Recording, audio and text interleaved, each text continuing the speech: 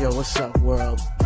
That's Vital Podcast, episode 6. Yo, I don't even know what I'm talking about. I'm just jumping right in, just freestyle. Yo, just roll with me for a second.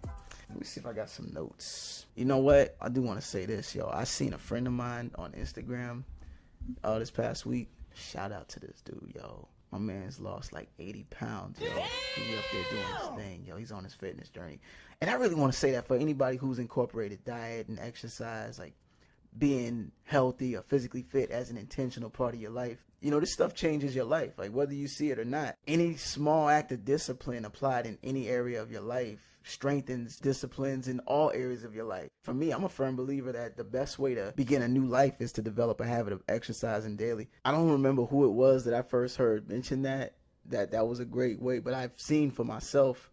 I've been on this fitness journey. Like, I've been doing this thing since the beginning of the year. I've been intentional about it. Like, I started 4 a.m. in my garage, and then a few months later, I went and got a gym membership. And I remember I was listening to a video on YouTube that was talking about how to make your life 37 point something times better.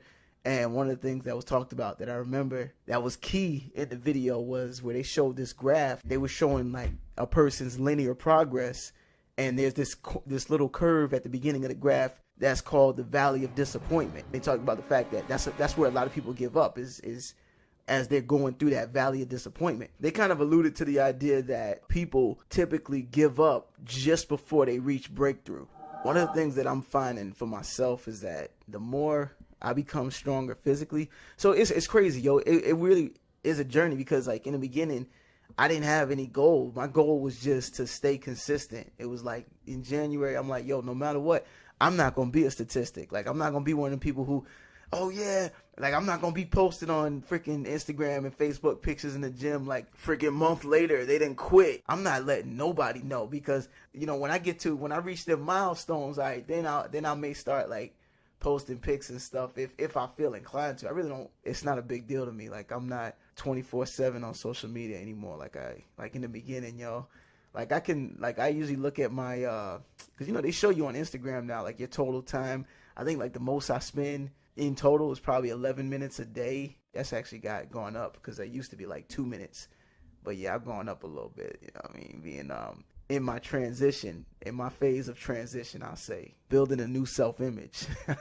Yeah, I like that. But yeah, as I continue my my physical fitness journey, I notice my mental, you know, because when you're in the gym, when you're working out, when you're running, you're whatever that physical thing you're doing, you're pushing against resistance.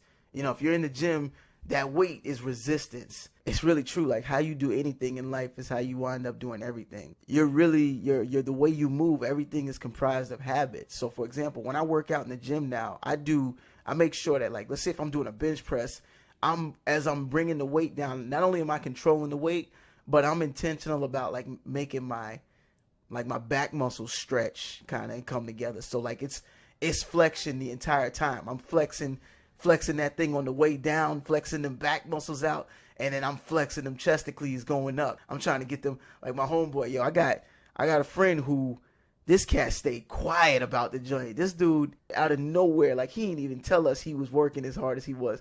This cat showed up with no shirt on and he was showing a new chest off, yo.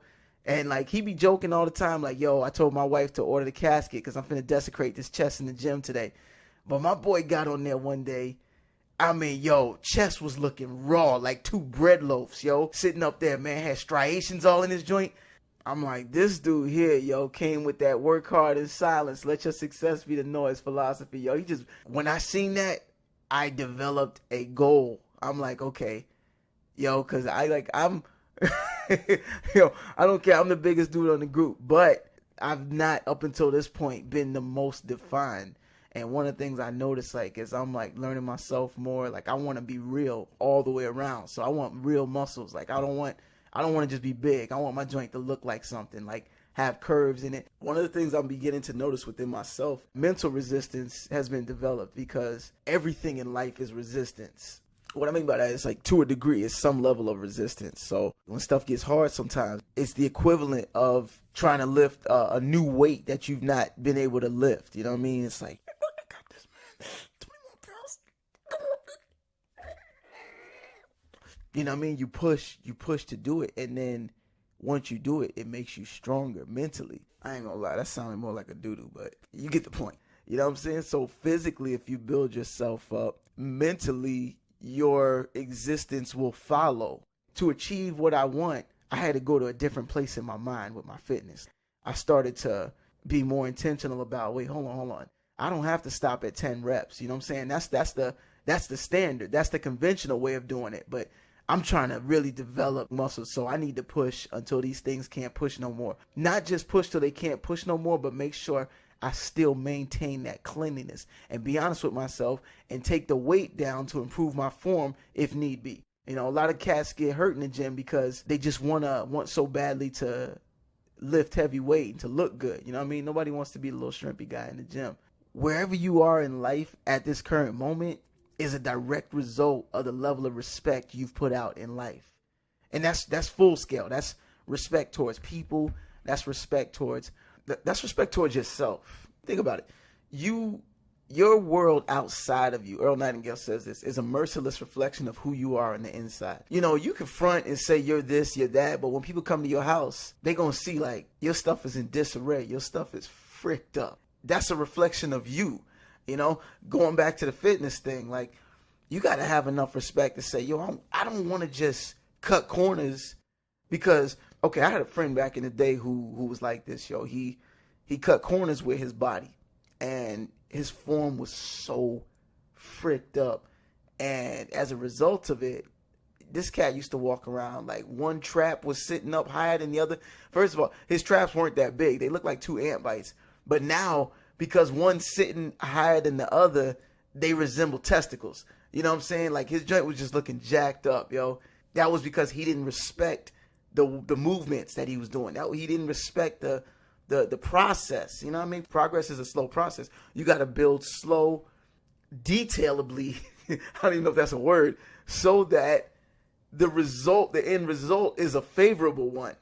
As you reach a certain level in your understanding, in your comprehension, in your like acceptance of discipline, like in your growth, basically, to sum it all up, you begin to notice, like you begin to develop a power, a sense of power. And this is one of the things that was talked about in the book Power vs. Force, which is a good book. I recommend it. There's power just in how you respond to people. There's power in the words you use. Yo, I was having a conversation with a friend recently, and I'm like, yo, it's sad. People will get upset if somebody says a curse word. You know what I'm saying? The F word, the S word, any curse word, because that's how we're conditioned. You know, we're conditioned that when we hear those words, like those words have a negative connotation associated with them. Now, the word in and of itself is not bad. The word in and of itself does not cause someone fear, does not cause someone, you know, to feel like it's not killing anyone. I didn't come up with the word, so I don't know that the person who didn't intend for it to be a good word, and somebody else just said, you know what, I don't like your word, and they got someone to agree with them, and it became a bad word. I don't know the history of it. I've never looked into it for myself. I don't care to. It's not a big deal. That's beside the point. But the point is, people will say phrases that do way worse damage to people, and kids can say phrases unbeknownst to themselves to other kids, and it'll just be met with a, hey, that's not nice, don't say that. You know what I mean? But the damage of what was said, like how it affected the person hearing it psychologically, it could have caused them to feel like, yo, there's no hope for me. You know, somebody comes up to somebody and says, yo, you're ugly, like you're never gonna be in a relationship. You know what I'm saying? Like that's fricked up, yo. Or like, you know, you're just lost, like you're never gonna get it. You know what I'm saying? Somebody that can cause somebody to feel like, yo, what's the point of trying? Like I'm like, they trap themselves in a box at that point. You know what I mean? Just die. Somebody hears that, and you know, to the person that's saying it, they don't know the effect that it might cause that person. Like, I don't know, I've always had this mindset, like, I don't want to be the one responsible for somebody else taking themselves out. I don't want something like that weighing on my conscience, so I'm careful the way I speak to people. Anyhow, shifting gears. So something you want to keep in mind is that good ideas will always follow good acts of discipline. Great ideas will always follow great acts of discipline. So it's the act of discipline that precedes inflowing of a good thought. Anytime you think a new thought, it's like you just opened up a whole new room in your mind. you know, and your subconscious goes to obtaining the people, the experiences, whatever it is to fill that room. You know, what I'm noticing for myself is like, as I'm becoming more in tune with myself, it's my spirit, yo. I'm like, the spirit is always giving me good ideas. Like, somebody said it like this. They said, life always gives you clues. So I'm trying to think of an example. For me, let's say I'm sitting on the couch playing a video game.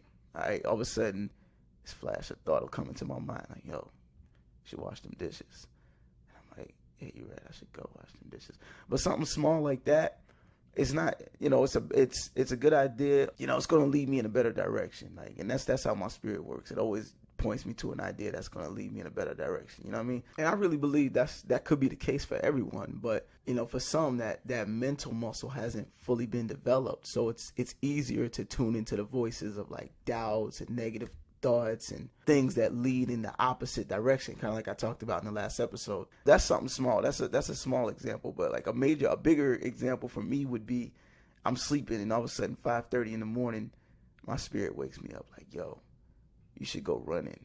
Like something that I hate doing, like something that I don't do. I don't wake up at 5 in the morning and go running. You know what I'm saying? So if my spirit's telling me, yo, you should wake up and go running, and I listen to that, oh, that's gonna be a good day. That's gonna be that day is gonna be full of good ideas, like great ideas. You know what I'm saying? Because that required a great amount of discipline on my part. For me, that's a huge sacrifice, and in doing so, I've now set, and this is why I say my day is going to be full of great ideas, because I've already set the tone for my day by, what do they call it? Biting the frog in the first thing in the morning. You know what I mean? Getting that first discipline out the way. For somebody else, a great act of discipline might be, you know, studying, hitting them books. Like somebody, if you're a person that you don't necessarily have a great habit of studying, you know what I mean? Just trying. Hell, for me, a great act of discipline sometimes is just sitting in front of this mic and recording the podcast, because I'm like, damn, man, I'm like, I want to say something. And my boy said something to me earlier. He was like, yo, D, focus on what you're good. Like, basically, he was saying one thing, but what was being communicated to me was different. So he was telling me that I didn't have to sit there and try and the whole time drop gems. He was like, man, just tell stories. Yo, people love stories. I'm like, yo, that's a good idea. What was being communicated to me was, do what you're good at, D. You know what I'm saying? Focus on the things that you're great at and strengthen those areas, and the other disciplines will follow. You know what I mean? The Lord said, my burden's easy and my yoke is light. Who's complicating things? You are. Make it easy. All right, bit of a story. Recently, I was with my family shopping in Target. Like I mentioned before, we had a little Maltese. I said Bichon on another episode. I was freaking up. Anyhow, we got the little Maltese, and we was in Target, and matter of fact, let me just give you a little backstory on this. So a couple weeks ago, I was in Publix. That's my favorite store. Like, I love Publix. I walked in Publix, same thing. Me and my family had the dog. As soon as I walked in, manager was like, hey, man, you can't have the dog in the shopping cart. And I was like, oh, word? He was like, yeah, it's FDA regulation, something. I can't remember what it was, but whatever he said, I Googled it, and he was right. He was like, yo, yeah, all Publix, it's a new thing with Publix now. You cannot have dogs in the shopping carts. So I was like, all right, no problem. So fast forward, we're at Target recently, and I had the dog in the shopping cart. Nobody said nothing. And the thought flashed in my mind like, yo, D, when you finish, you need to wipe the shopping cart, man, because it's not the employee's responsibility to wipe every shopping cart. And you got to think, you know what I mean? You put your food in that shopping cart. You know, you don't know that somebody else didn't have their dog in there. You know how dogs like to drag their ass sometimes. You know what I'm saying? So you could be using the shopping cart full of doodle crumbs. You know what I'm saying? You don't want to be that guy that's causing the shopping cart to have doodle crumbs potentially in it. So you really should clean that shopping cart. And I was like, that was my spirit. And I'm like, you know what? You're right. After we got done shopping, I told my wife, I said, look, yo, take the kids to the truck. I'll be out there in a second. I thoroughly cleaned that cart. Took them, you know, you got the alcohol wipes in the front of the stuff. Took the alcohol wipe. I'm cleaning, you know what I mean? For me, that was a different act of discipline that I was applying, because I never thought about it that deep. You know what I mean? I never considering others is an act of discipline in and of itself that unlocks new thoughts and new ideas. You know what I'm saying? Not to mention, like, okay, even if you don't do it to gain a new thought or a new idea, you still attract people when you display acts of kindness or consideration. And that in and of itself is huge, because people, even if you yourself, I mean, you're going to get ideas, but you're going to also, by attracting people, now you're going to get ideas from those people, whether they willingly give you ideas or mistakenly give you ideas. Like yo, it's crazy. It's so true. Like the energy you put out into the universe, said in another way, it will get returned to you. You know, some people hear that and they're like, oh, that's not God either. If you want to lock yourself in a box, that's you. Me, I'm a firm believer that if I'm a follower of the all-knowing, I got to be willing to open my mind and be all-knowing. You know what I'm saying? Now, granted, yeah, okay, I'm not going to know everything that this life has to offer, but by opening my mind, I'll know so much more than I would have having a closed mind. You know what I mean? So, all right, I think I'm done. I think I'm just going to fire off a series of one-liners to close this thing out. So the first one, to learn faster, you got to make it fun. To grow faster, stay consistent. To be able to help people, you got to understand people. To understand people, you got to understand yourself more. Exercise daily to improve your mood. And keep this in mind, the critical judge in your head doesn't tell the truth, nor does it have your best interests at heart. That's vital.